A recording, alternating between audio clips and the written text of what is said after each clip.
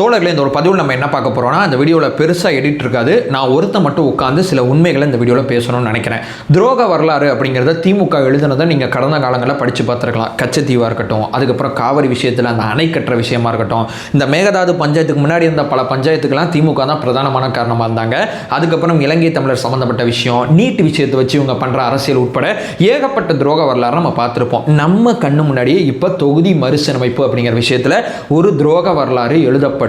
அப்பதான் முதலமைச்சர் விஜய் அவர்கள் உஷாராகிறாங்க. எனக்கு எம்பி இல்லதாங்க, ஆனால் இந்த துரோக வரலாறை நான் அலோவ் பண்ண மாட்டேன், அனைத்து கட்சி எம்பிக்கள் கூட்டத்தை கூட்டுறேன், வாங்க கலந்துக்கங்க. ஏன்னா தாவேக்காவோட நிலைப்பாடு, தாவேக்கால இன்னைக்கு பங்கு பெற்ற கட்சிகளோட நிலைப்பாடு வேறமா இருக்கு. திமுக ஒரு வார்த்தையை மட்டும் மாற்றி போட்டு பாஜக பக்கம் நிற்கிற மாதிரி இருக்கு. ஏன்னா உங்கள்கிட்ட நிறைய எம்பி இருக்காங்க, 22 எம்பிக்கள் உங்கள்கிட்ட இருக்காங்க. ஐயா தமிழ்நாட்டுக்கு துரோகம் பண்ணிடாதீங்கயா அப்படிங்கிறதா இன்னைக்கு விஜய் என்ன சொல்ல வராங்க. இந்த உண்மை தெரிஞ்சோன அச்சா போச்சோன்னு பயங்கரமாக கத்த ஆரம்பிக்கிறாங்க.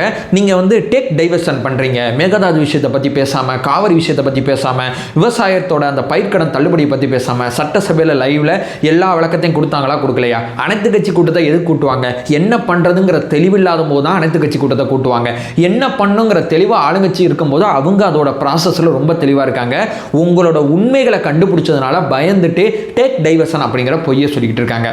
அப்போ என்னதான் உண்மை? திமுக என்ன சொல்லுவது, விஜய் என்ன சொல்ல வராங்க, பாஜக என்ன நினைக்குது, எம்பிக்கள் அதிகப்படுத்தினா நல்லது தானே ப்ரோ, அதையே நம்ம தடுக்கணும் அப்படிங்கிற கேள்விகள் அத்துணைக்குமே இந்த வீடியோவில் ஒரு ஆகச்சிறந்த உரையாடலை மேற்கொள்ளணும்னு நினைக்கிறேன். வேற எந்த விதமான எடிட்டும் இந்த வீடியோவில் இருக்க போறதில்லை. ஏன்னா ரொம்ப ரொம்ப முக்கியமான சப்ஜெக்ட். ஒன் பை ஒன்னா தெளிவாக நம்ம பார்க்கலாம். உற்சாக வணக்கங்கள், வாங்க பதிவுக்குள்ள போகலாம். இப்போ முதல் விஷயம் தோழர்களே, இன்னைக்கு திடீர்னு இந்த சப்ஜெக்டுக்குள்ளே நம்ம இறங்கி நம்ம பார்த்தோம்னா நமக்கு ஒரு டீப் நாலேஜ் இதில் இருக்காது. 1971 ஒரு விஷயத்தை முடிவு பண்ணுறாங்க. இந்தியாவில் மக்கள் தொகை அதிகமாகிட்டே இருக்குது, நம்ம ஃப்ரீஸ் பண்ணிடலாம், மக்கள் தொகையை நம்ம கண்ட்ரோல் பண்ணுறதுக்கான ஸ்டெப் எடுக்கணும் அப்படின்னு சொல்கிறாங்க.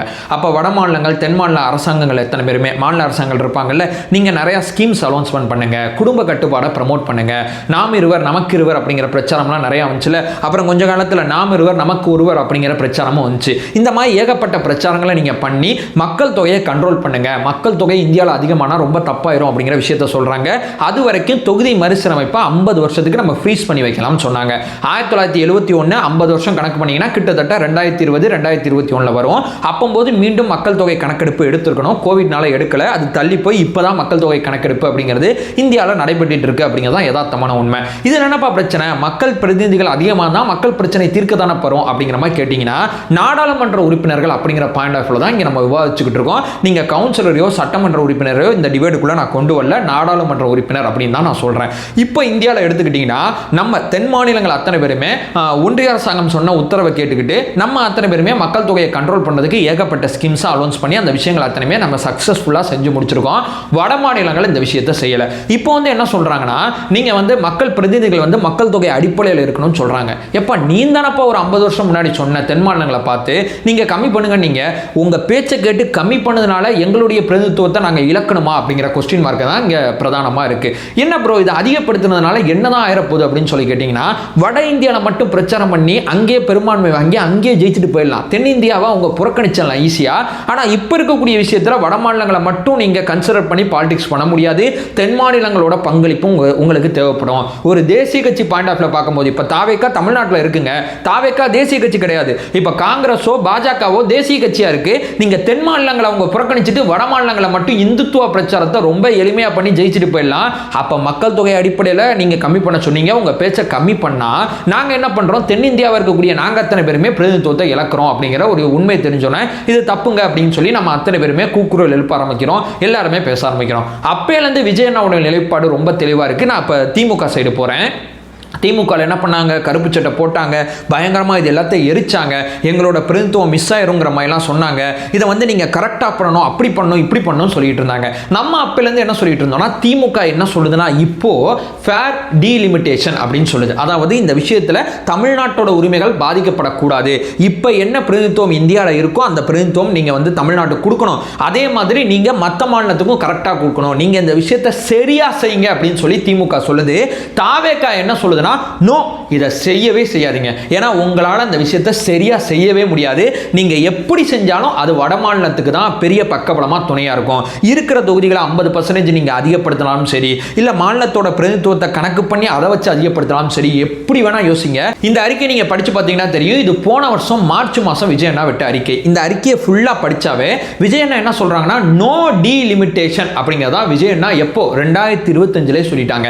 இப்போ அனைத்து கட்சி கூட்டம் கூட்டினது கூட, அந்த எம்பிக்களோட கூட்டம் கூட நோ டீலிமிட்டேஷன் அப்படிங்கிற நம்ம நிலைப்பாடை பற்றி பேசுறதுக்காண்டி தான் நம்ம கூட்டியிருக்கோம். ஏன்னா இப்போ நம்ம முதலமைச்சராக இருக்கோம், விஜய் அண்ணா இருக்காங்க. அப்போ ஒரு தலைவராக இருக்கும்போது நிலைப்பாடு எடுக்கும்போது தமிழ்நாட்டோட ஒட்டுமொத்த குரலாக சில பேர் இதை பற்றி புரிதல் இல்லாமல் ஃபேர் அப்படிங்கிற விஷயத்தை நோக்கி போகிறாங்க.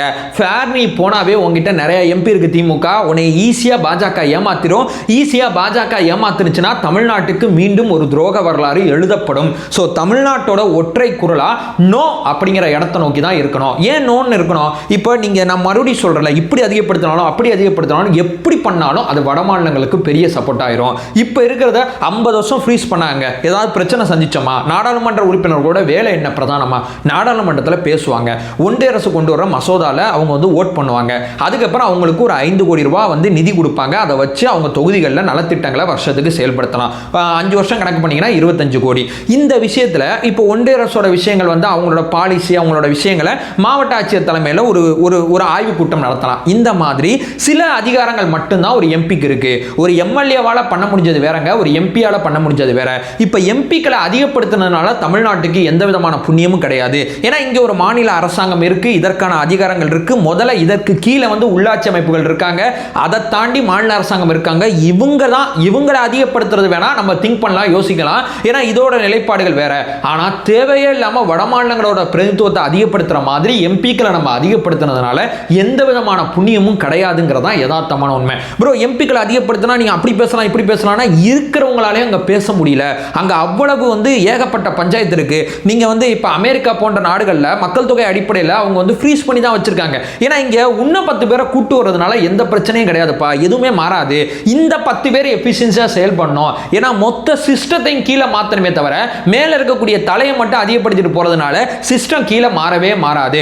அப்படியே இந்தியாவுக்கு நல்லது செய்யணும்னு நினைச்சாலும் ஏகப்பட்ட அமைச்சகங்களை பிரித்து ஏகப்பட்ட அமைச்சர்களை நிர்ணயிக்கலாம். இந்த மாதிரி ஏகப்பட்ட விஷயங்கள்லாம் நம்ம திங்க் பண்ணலாம்னு வச்சுங்களேன். ஆனால் நீங்கள் எம்பிக்களை அதிகப்படுத்திட்டே போகிறதுனால எந்த புண்ணியம் கிடையாதுங்கிறதா விஜய் என்ன சொல்ல வருது. ஸோ நோ டீலிமிட்டேஷன் அப்படிங்கிறது தாவேக்காவோட நிலைப்பாடாக இருக்குது. திமுகவோட நிலைப்பாடு என்ன இருக்குது? ஃபேர் அப்படிங்கிற ஒரு வார்த்தையை போட்டு நீ பண்ணுப்பா, கொஞ்சம் பார்த்து பண்ணு, நீ பார்த்து பண்ணல அதெல்லாம் எனக்கு தெரியாது, ஆனால் நான் வந்து உனக்கு தான்பா லைட்டாக சப்போர்ட் அப்படின்னு சொல்லி பாஜக பக்கம் திமுக நகருது.